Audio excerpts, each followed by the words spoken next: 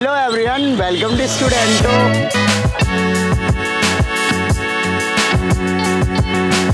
आज हम करने वाले हैं art in life of DSP Hina Khan ma'am के साथ।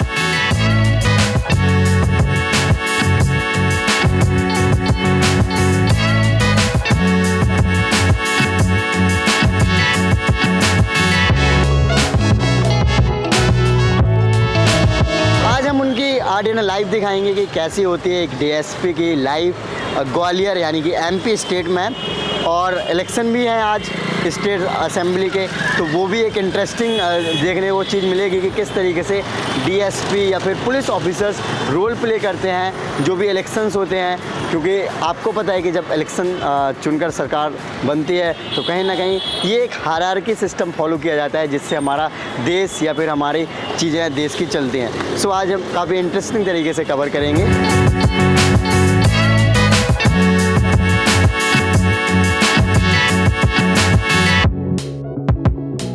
फ्रेंड्स, चलिए मिलते हैं हिना खान मैम से। तो चलिए मैम से मिलते हैं। हेलो मैम, नमस्ते जी। सबसे पहले आप अपना एजुकेशन बैकग्राउंड और अपने बैकग्राउंड के बारे में बताइए मैम, फैमिली बैकग्राउंड। जी मैं सबसे बड़ी हूँ अपने भाई बहनों में जी। और फादर मेरे टीचर रहे हैं, लास्ट ईयर वो रिटायर हुए हैं। मदर मेरी होम मेकर हैं और गुना ज़िले का एक कस्बा है आरोन, वहाँ से मैं बिलोंग करती हूँ। मेरी स्कूलिंग वहीं से हुई है। उसके बाद मैंने ग्रेजुएशन किया फिज़ियोथेरेपी में, फिर मैंने इंटर्नशिप किया अपना। उसके बाद मैंने पीएससी की तरफ मेरा मन डाइवर्ट हुआ तो मैंने तैयारी की और फिर आपके सामने। मैम, जैसे कि आपने बताया कि आपने और भी जॉब करी है इसके पहले और साथ ही साथ आपने यूपीएससी का भी अटेम्प्ट किया है हिंदी मीडियम से, तो थोड़ा इसके बारे में बताएंगे आप? जी सर्विस में आने से पहले, प्रिपरेशन स्टार्ट करने से पहले भी मैंने प्राइवेट जॉब भी की है।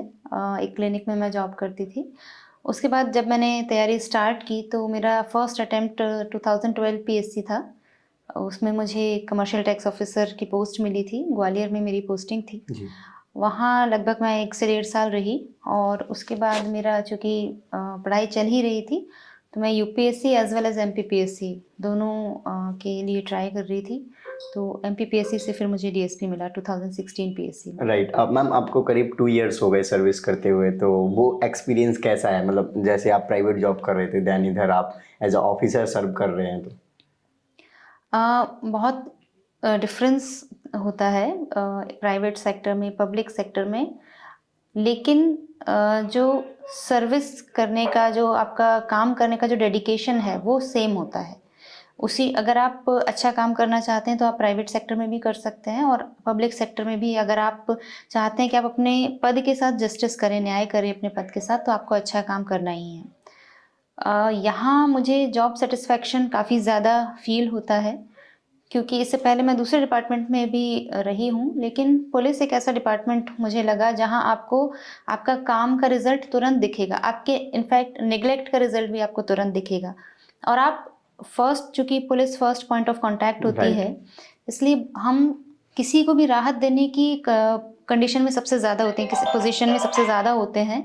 और जो भी हम करते हैं, तब मान लीजिए कहीं लड़ाई झगड़ा हो रहा है, अगर अब पुलिस ने उसको सुलझा दिया तो कई बार बहुत बड़ी घटनाएं भी टल जाती हैं। तो वर्क सेटिस्फैक्शन ज़्यादा है यहाँ।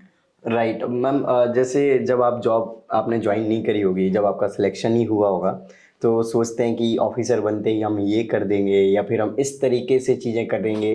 सो मतलब स्टार्टिंग में सबको बहुत ज़्यादा वो रहता है ना, मोटिवेशन रहता है और जुनून भी रहता है। हालांकि जब प्रैक्टिकल चीज़ों में आते हैं तो कई बार लगता है कि ये चीज़ें तो पॉसिबल है नहीं जो हमने सोच रखी थी। तो ऐसा कुछ हुआ मैम आपके साथ? हाँ, मुझे लगता था कि जब मैं नई थी सर्विस में, तब मुझे लगता था कि ये जो एकदम से रोड साइड कोई कुछ भी जो ईव टीजिंग वाला मैटर है, मुझे लगता था कि अगर मैं कभी सर्विस में आई तो उसको पूरे तरीके से ख़त्म कर दूंगी, पूरे तरीके से उसको कंट्रोल कर लूँगी। बट काफ़ी हद तक हमने किया भी है ये चीज़। हमने स्टार्ट किया था एक अंडर कवर ऑपरेशन भी हमने ग्वालियर में काफ़ी समय चलाया। बट मुझे ये फ़ील हुआ कि इवेंचुअली जो इस तरह के काम कर रहे हैं, जो ईव टीजिंग कर रहे हैं, वो भी स्टूडेंट ही होते हैं। उनमें भी समझ की कमी होती है, तो हम उनको as a hardcore criminal treat नहीं कर सकते। कई बार हमको उनको समझाइश दे के छोड़ना पड़ता है। लेकिन एक फ़र्क तो पड़ता है, अगर हम कोशिश करते हैं तो फ़र्क पड़ता है। बहुत सारी चीज़ें प्रैक्टिकल एस्पेक्ट्स होते हैं कि हमको पता चलता है यहाँ आने के बाद कि पुलिस ऐसा नहीं है कि इट्स नॉट ऑल सिंघम। आपको नियम कायदे हैं और सारे एक प्रोसीजर है, आपको उसके तहत ही काम करना है, तो रियलिटी चेक होता है थोड़ा। राइट मैम, आपके जुरिडिक्शन में कौन कौन से काम आते हैं मैम, या फिर आपका पोस्ट क्या है और क्या क्या चीज़ें करनी होती है आपको, थोड़ा इसके बारे में बताएंगे? जी, जो पीएससी का एग्ज़ाम होता है एमपीपीएससी का, उसमें डीएसपी की जो पोस्ट निकलती है, तो जो हमारा मूल पद होता है वो उप पुलिस अधीक्षक का होता है। बेसिकली एक सुपरवाइजरी पोस्ट है, जिसमें कि एक सीएसपी के अंडर 2 या 3 से ज़्यादा या 2 या 3 थाने आते हैं। जब हम शहर में पदस्थ होते हैं तो इसको सीएसपी कहा जाता है, नगर पुलिस अधीक्षक।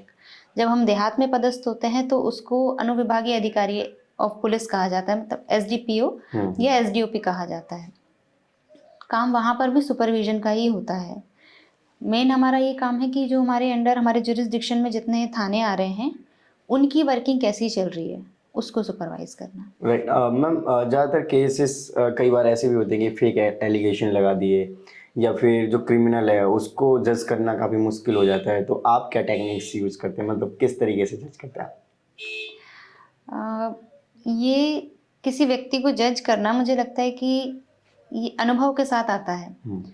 किसी भी पुलिस अधिकारी में मुझे लगता है कि एक इनबिल्ट सिक्स्थ सेंस जो है वो डेवलप हो जाता है समय के साथ, कि वो पहचानने लगता है कि ये व्यक्ति कल्प्रिट हो सकता है या नहीं हो सकता। बट इसका जो टेक्निकल एस्पेक्ट है, कानून के नज़रिए से हमें जज करने का अधिकार नहीं है।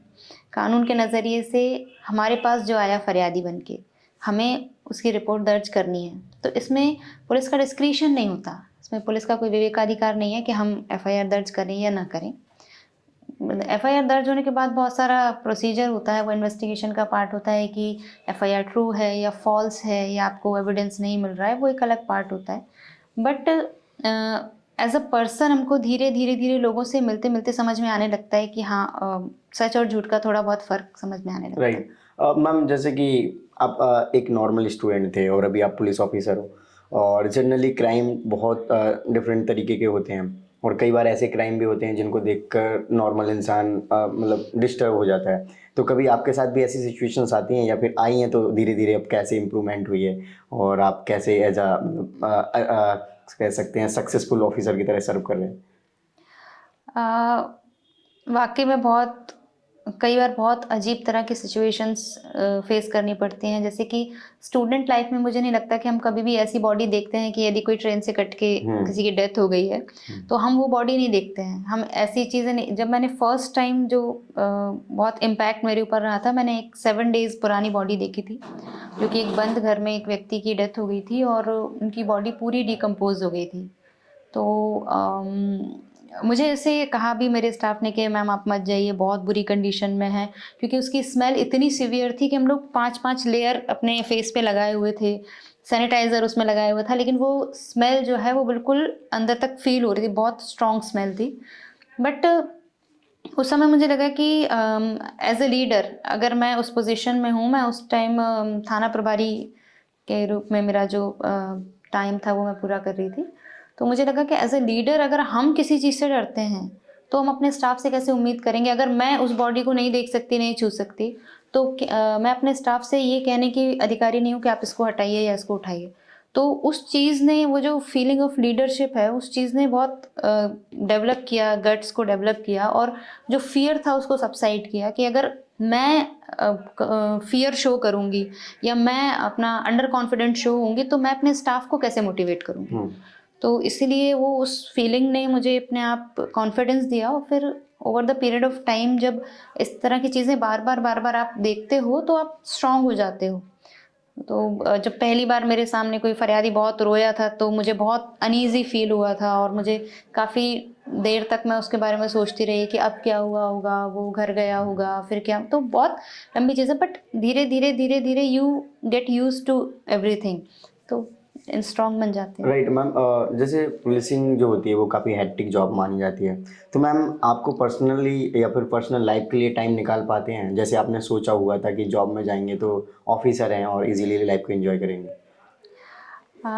एक्चुअली बिल्कुल ऑनेस्ट मैं आपको बताती हूँ कि जब मैं जॉब में नहीं थी तब मुझे लगता था कि बस नौकरी मिल जाए, कोई सी भी मिल जाए, कैसी भी मिल जाए। और मुझे नहीं लगता कि कोई भी स्टूडेंट कभी भी ये सोचता है कि मैं तो आराम करने के लिए ऑफिसर बनना चाहता हूँ। हम हमेशा, हमारे अंदर एक भावना रहती है कुछ करने की, एक अपने आप को स्टैब्लिश करने की, अपने आप को प्रूव करने की। तो उस भावना से प्रेरित होकर हम हमेशा काम करते हैं। तो हम कभी ये नहीं सोचते कि हम जब ऑफिसर बन जाएंगे तो हमें बहुत आराम मिलेगा। हाँ, ऑफिसर बन के आराम मिल जाता है तो वो उसका बेनिफिट है, वो उसका पर्क है कि वो मिल जाता है। हाँ। बट अभी राइट नाउ मैं सिंगल हूँ तो मेरे लिए इतना मुश्किल नहीं है पर्सनल लाइफ या प्रोफेशनल लाइफ को बैलेंस करना। पर मुझे लगता है कि जो लोग मैरिड हैं, जिनकी फैमिली है, उनके लिए ज़्यादा दिक्कत होती है। तो वो कैसे मैनेज करते हैं, स्पेशली लेडी ऑफिसर्स। वो क्योंकि हम कुछ भी कहें बट एक महिला के ऊपर शादी के बाद जिम्मेदारी काफ़ी ज़्यादा बढ़ जाती है। राइट। अब मैम जैसे कई बार क्या होता है कि जैसे आपने केस के बारे में जिक्र किया कि काफ़ी डिस्टर्ब हो गए, या फिर काफ़ी बार ऐसी सिचुएशन आती है कि आपको समझ नहीं आता क्या करना है, या फिर काफ़ी डाउन फील करते हैं, तो उस टाइम पे कैसे अपने आप को रिकवर करते हैं, फिर क्या एक्टिविटीज़ करते हैं जिससे कि चीज़ें नॉर्मल होती हैं? जैसे अगर प्रोफेशनल फ्रंट पे चीज़ें समझ नहीं आती हैं तो अपने सीनियर्स से पूछते हैं हम। जो हमारे एडिशनल एसपी होते हैं, हमारे एसपी साहब होते हैं। इनफैक्ट कई मैटर्स में हमारे डीआईजी, आईजी मैम भी हम लोगों को गाइड करते हैं। तो प्रोफेशनल फ्रंट पे तो हमारे पास बहुत सारे लोग हैं जो हमको गाइड करते हैं। पर्सनल फ्रंट पे मुझे लगता है कि मैं तो अपनी फैमिली से बात करती हूँ, अपने फ्रेंड्स से बात करती हूँ जो क्लोज़ फ्रेंड्स हैं। और कहते हैं ना, सब भड़ास निकाल देना, तो मैं उनके सामने सारी भड़ास निकाल देती हूँ अपनी, अगर मैं कभी परेशान होती हूँ। और होते ही हैं, ह्यूमन नेचर है, हम हमेशा ना अच्छे रह सकते ना हम हमेशा बुरे रह सकते। तो मैं मेरी फैमिली मेरे लिए बहुत बड़ा सपोर्ट सिस्टम है। मेरी सिस्टर्स, मेरे मतलब पेरेंट्स, भाई, सभी लोग, तो मैं इनसे शेयर कर लेती हूँ। ओके। जैसे मैम आपका ये विश्वविद्यालय एरिया है, पर्टिकुलरली इस एरिया में आपको क्या चैलेंजेस नज़र आते हैं एज अ ऑफिसर? एक्चुअली मेरा जो सर्कल है ये काफ़ी वर्सेटाइल सर्कल है। यहाँ पर थाना झांसी रोड भी है जो कि मिक्स्ड एरिया है। कुछ पॉपुलेशन रूरल एरिया में आती है, कुछ स्लम्स हैं, कुछ कॉलेजेस हैं, बस स्टैंड है। यूनिवर्सिटी एरिया बिल्कुल टोटली डिफरेंट एरिया। यूनिवर्सिटी थाना जो मैं बात कर रही हूँ, यहाँ हाई कोर्ट है, यहाँ एसपी ऑफिस, कलेक्ट्रेट, तो सारे जो बड़े ऑफिसेज हैं, ऑफिसर्स का रेजिडेंस है, वो यहाँ पर है। फिर हमारा एक और थाना है सिरोल, वो डेवलपिंग एरिया है, वहाँ अभी धीरे धीरे डेवलपमेंट स्टार्ट हो रहा है। तो बड़ा मिक्स्ड टाइप का होता है। जो स्लम एरिया या थोड़ा रूरल एरिया है, वहाँ पे बिल्कुल टिपिकल आपको क्राइम मिलेगा जो चलता आ रहा है कि लड़ाई झगड़ा हो गया, गोली चल गई, मर्डर हो गया। यूनिवर्सिटी में थेफ्ट के ज़्यादा क्राइम होते हैं। अब चूँकि सिरोल डेवलपिंग एरिया है तो वहाँ डेवलपमेंट से रिलेटेड ज़्यादा इश्यूज़ आते हैं, तो काफ़ी वर्सेटाइल है। राइट। तो चलिए, आज चूँकि पोलिंग डे है, हम दिखाते हैं आपको पोलिंग बूथ्स की चेकिंग। ओके। और वहाँ किस तरह से हम लोग मैनेज करते हैं सारी चीज़ें, सारे इंस्ट्रक्शन। हाँ।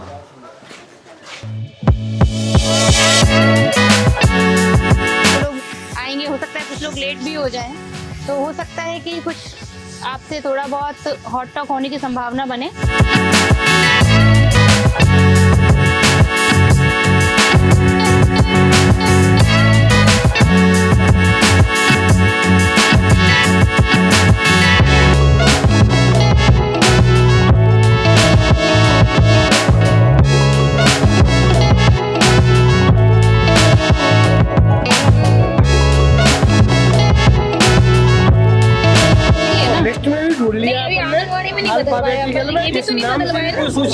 एक आवेदन दे देना आप, ठीक है? इनको हाँ, नेक्स्ट ही होगा, लेकिन याद से करवा लेना, उसको ठीक करा।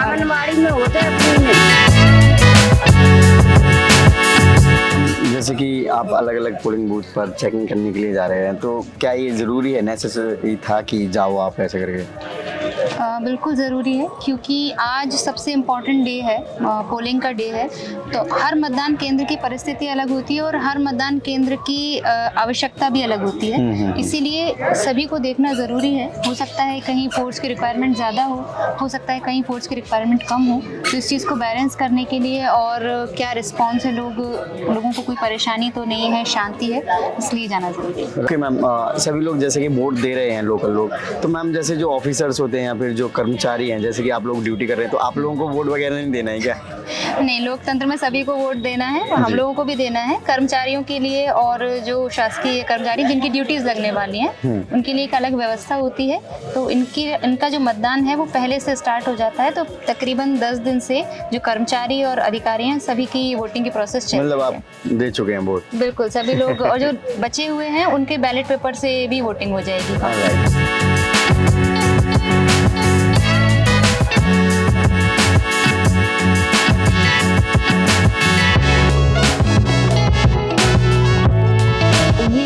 एक मतदान केंद्र है जो थोड़ा संवेदनशील है, क्योंकि शहर से थोड़ा सा, जैसे आपने देखा होगा, रोड थोड़ा सा बाहर की तरफ है और यहाँ 3 मतदान केंद्र हैं, इसलिए इसको थोड़ा हमने सेंसिटिव में रखा है। और यहाँ महिला पुरुष की लाइन अलग अलग कीजिए, आप लोग लाइन अलग करिए, महिलाओं की लाइन अलग, पुरुषों की लाइन अलग।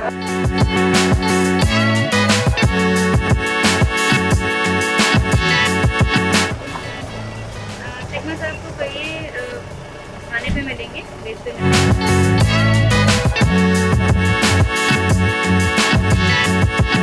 तुम पहली बार वोट डाल रही हो क्या? नहीं, मुझे सेकंड बार है। सेकंड बार है? 18 वाला भी डाला था? हाँ, अरे वाह, वेरी गुड। पहले ही बनवाना। बढ़िया, ये तो सबसे अच्छा अभी तक का मेरे ख्याल से यही सब सबसे अच्छा गांव यही है, मतलब सबसे अच्छा पोलिंग स्टेशन, सबसे ज़्यादा पोलिंग यही है। हाँ, सबसे 75% को हो जाएगी। 75% हो जाएगा। बहुत ही मतलब जागरूक मतदाता हैं यहाँ के।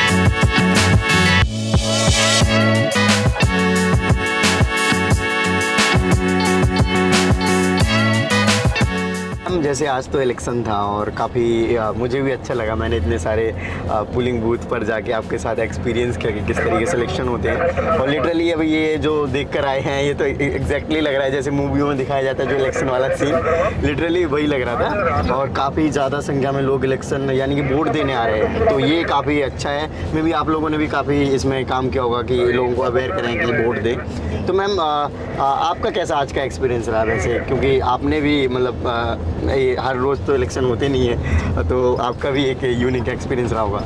मुझे लगता है कि जैसे हमारे देश में फेस्टिवल होता है, त्योहार होता है, बिल्कुल वैसे ही इलेक्शन होता है। हाँ। हर व्यक्ति में बहुत एक्साइटमेंट रहता है, हर तरह के लोग अजम्पशंस भी लगाते हैं, अपना ओपिनियन भी देते हैं और अपेक्षाएं भी करते हैं। और जब लोग एक साथ एक दिन वोट करने निकलते हैं तो आपने खुद ही देख लिया कि मतलब नज़ारा देखने लायक होता है। और आप देखिएगा ये लोग अपने आप से मतलब खुद आए हुए लोग हैं, इनको किसी एंटरटेनमेंट के लिए नहीं आए, किसी पर्पस के, बस एक ही मात्र पर्पस है कि वोट करना है। और ये अपने आप में जब हम ऐसी ये देखते हैं ना चीज़ें, तो हमारा जो लोकतंत्र है और जो हमारी डेमोक्रेसी है उसके प्रति एक हमारी जो श्रद्धा है वो और बढ़ती है। एक जो विश्वास है कि नहीं, हमारा देश बिल्कुल सही दिशा में जा रहा है, हम बिल्कुल सही कर रहे हैं। और बहुत अच्छा लगता है कि सभी लोग आते हैं और लाइन में लगते हैं, वोट कास्ट करते हैं अपना। और आपने देखा होगा कि बहुत से लोग सेल्फीज भी डालते हैं वोट के साथ। तो ये तो मुझे लगता है कि once in a lifetime type experience होता है। वोटिंग के पहले, वोटिंग डे पर, इसके बाद भी बहुत सारी प्रिपरेशंस होती हैं, तो बहुत बढ़िया लगता है। ओके मैम, जनरल डेज में किस तरीके से आपकी शेड्यूलिंग रहती थी? जैसे आज तो आपने बताया था कि आज आप नाइट में भी लेट आए थे और मॉर्निंग में भी 6 बजे से आप लगे पड़े हैं इसमें। जी, जनरल डेज हमारे यूजुअली इतने हेक्टिक नहीं होते। सुबह उठने के बाद हमारा एक कॉन्फ्रेंस होती है, आरटी टॉक होती है, उसके बाद ऑफिस टाइम होता है जिसमें ऑफिस चले जाते हैं और 10:30 to 11 ऑफिस पहुंच जाते हैं। और ऑफिस में काफ़ी सारा वर्क होता है, जैसे एज अ CSP मेरे पास इन्वेस्टिगेशन भी होती हैं सर्टेन मैटर्स की, तो इन्वेस्टिगेशन रहती है। फिर अगर कोई इंसिडेंट हो गया है, कोई ऑफेंस हुआ है, तो उसके जो क्राइम सीन है उसको विजिट करना रहता है। लोग आते हैं काफ़ी, जो सीनियर वरिष्ठ कार्यालय वहाँ से शिकायत आती हैं, या लोग डायरेक्टली भी आके हमसे कंप्लेंट, किसी के कुछ ग्रीवांस है तो हमसे आके मिलते हैं। तो नॉर्मल डे पे तो ऑफिस प्लस फील्ड का मिक्सचर होता है। पेपर वर्क भी काफ़ी होता है। जैसे आज आपको कोई पेपर वर्क नहीं दिख रहा होगा, आज कोई पेपर वर्क नहीं है, आज बस फील्ड में रहना है और सब जगह देखना है कि क्या चल रहा है।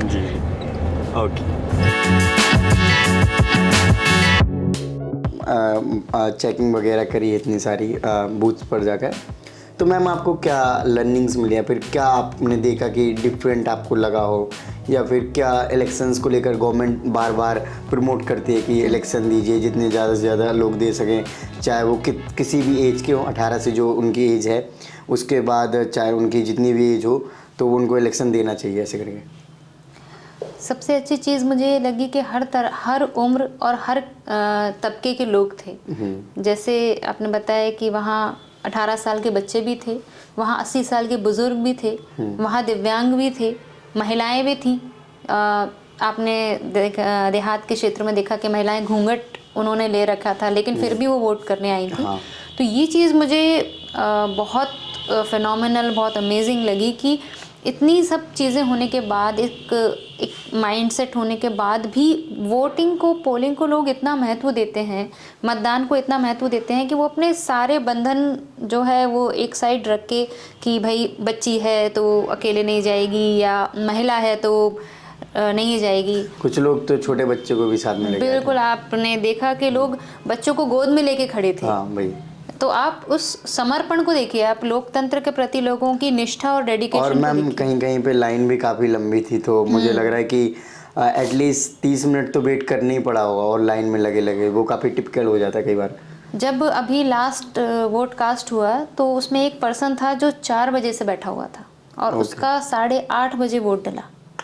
तब आप देखिए, आधा घंटा नहीं, लगभग 3.5-4 घंटे वो बैठा रहा लाइन में। और मुझे लगता है कि हमारे लिए बहुत, मतलब न सिर्फ आपके लिए एज अ पर्सन, मेरे लिए और हमारी जनरेशन के लिए बहुत बड़ी लर्निंग है कि हम कितनी जल्दी उत्साहित हो जाते हैं, या कितनी जल्दी हम इरिटेट हो जाते हैं। हाँ, हमें हर चीज़ फास्ट हमें हर चीज़ जल्दी जल्दी, चाहे सक्सेस हो या फिर कोई भी चीज़। हाँ, हमें ज़िंदगी में हर चीज़ बहुत जल्दी चाहिए। लेकिन आप उन लोगों से देखिए कि सीखे, लेकिन हम उनसे सीखना चाहिए कि वो लगे हैं वहाँ लाइन में, और उनको पता है कि एक सर्टेन प्रोसेस हो रहा है, फिर भी पेशेंटली वेट कर रहे हैं, और उन्हें कोई, मतलब इस तरह का नहीं। हम, अगर आप और मैं होते तो शायद हम इतना पेन नहीं लेते कि भाई हम 4 घंटे सर्दी में बैठकर बाहर और सिर्फ वोट डालेंगे। तो मुझे ये चीज़ सबसे बड़ी लर्निंग मेरे लिए रही कि वाकई में इन्हीं लोगों से हमारे देश का लोकतंत्र चल रहा है। Right ma'am. फ्रेंड्स, आपने देखा कि मैम के साथ हम आज हमने RDN लाइव शूट किया, और जितनी भी चीज़ें हो सकती थी, जो दिखाई जा सकती थी आज वीडियो में, वो ट्राई करी दिखाने का। और हालांकि कुछ चीज़ें ऐसी हो जाती हैं कि ये बहुत हेक्टिक शेड्यूल चल रहा था, तो कुछ चीज़ें स्किप भी हुई हैं, और जो जनरल शेड्यूल होते हैं उस तरीके से फॉलो नहीं हुआ। और हमने अर्लियर डिस्कस भी किया कि जनरल टाइमिंग में क्या करना होता है। तो और DSP ऑफिसर को, मैम का CSP पोस्ट है अभी, तो कुछ इस तरीके से आपने देखा वीडियो रहा। सो आई होप आपको वीडियो अच्छी लगी होगी, तो इस वीडियो को लाइक करें। अभी तक आपने चैनल को सब्सक्राइब नहीं किया, चैनल को सब्सक्राइब कर लीजिए। जय हिंद।